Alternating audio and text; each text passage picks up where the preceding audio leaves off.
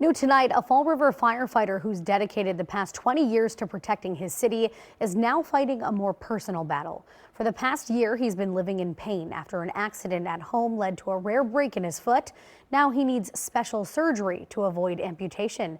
NBC 10's Aaron Coogan joins us live in the studio tonight with the story. Aaron. Yeah, well, Sam, James Dow's break of his talus bone is so rare that the specific injury he's dealing with accounts for fewer than 1% of all fractures in the body. This week, he's heading out on a cross-country trip to have that specialty surgery in Colorado.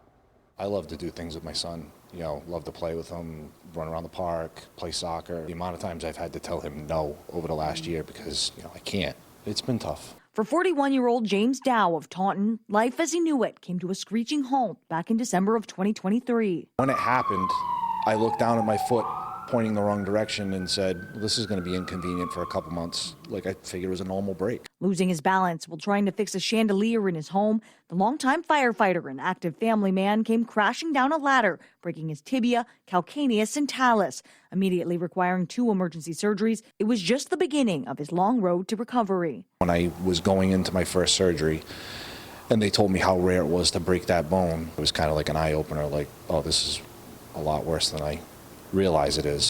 It's been more than a year since the initial accident, and Dow has still been unable to return to the firehouse. His talus bone, which supports his body weight, has started to die, forcing his walk into a limp. It is like walking on gravel 24 hours a day barefoot.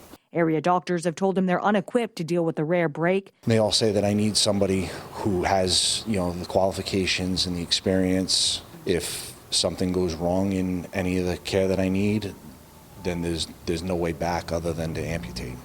But now, a beacon of hope.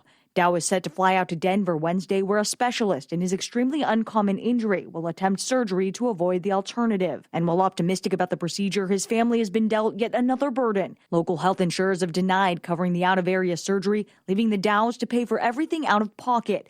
The expectation is that several follow-up appointments will also go uninsured.